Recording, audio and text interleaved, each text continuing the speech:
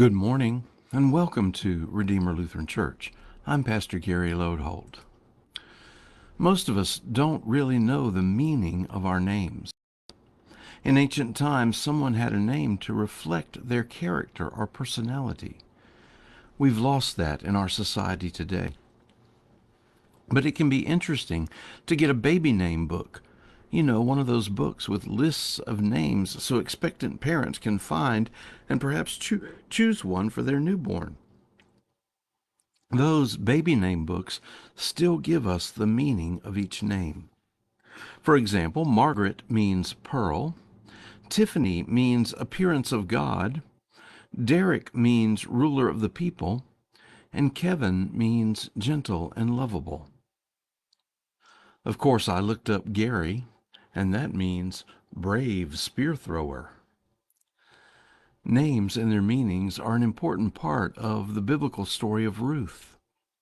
The story of Ruth in the Bible doesn't actually begin with Ruth, but with a woman named Naomi. Naomi left Israel to marry a man from the land of Moab, and there she had two sons, one of whom eventually married Ruth, so Ruth is Naomi's daughter-in-law. We will talk more about that in a little bit. Naomi's husband and both of her sons died, and that's when Naomi decided to go back to Israel, to her homeland.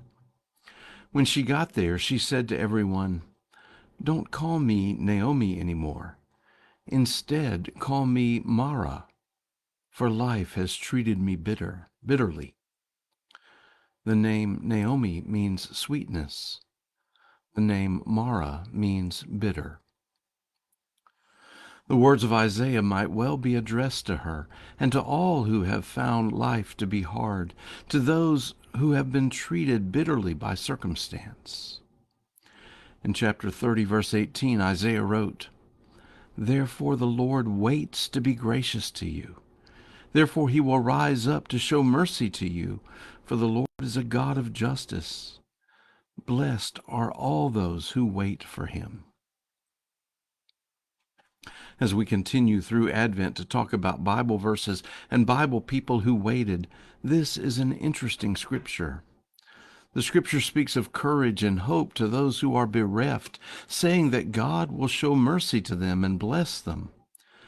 But it is also interesting to note that those whom life has treated badly aren't the only ones who wait. Isaiah says God waits to be gracious to you as you wait for God to be gracious. I think God waiting is about God blessing us when the time is right. We know what we want God to do for us, but God knows when the time is right for it to happen. As we wait for God, God waits for the best for us. I think that's what Ruth found as well. I left off with the Ruth story after Naomi's husband and both of her sons had died. Remember that Ruth was married to one of those sons. When Naomi decided to return to her homeland, both daughters-in-law offered to go with her, but Naomi told them to return to their families. Orpah did, but Ruth vowed to go with Naomi back to Israel. And that's what they did. Now, the thing is, in those days, there was little that women could do in society to support themselves. Naomi and Ruth would have needed to depend on charity and gleaning grain the reapers dropped in the fields at harvest time in order to eat. A woman on her own in those days was something of a misfit in society. There was no purpose or future for them. I think this is the time when Ruth experienced waiting. The two women were there in Naomi's homeland, eking out their survival, waiting for what God might do. And sure enough, God did act. Ruth caught the eye of a man named Boaz, and he ordered his reapers to leave extra in the fields for Ruth. There was also a rule that if a man died, his kinsman must marry the man's widow. And it turned out that Boaz was a kinsman to Ruth's first husband. When you read the story, you know that God set all this in motion. And even more, while there was time in there while Ruth and Naomi waited to see what God would do, God did act when it was the right time.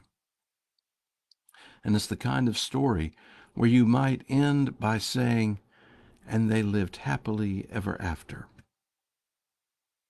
Oh, one more thing about God doing things the right way at the right time.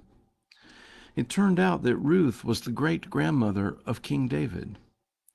This foreign woman is part of the line of David, and then even of Jesus. All people are part of God's kingdom. What an interesting web God weaves. Thanks for watching, and remember to let this day belong to God.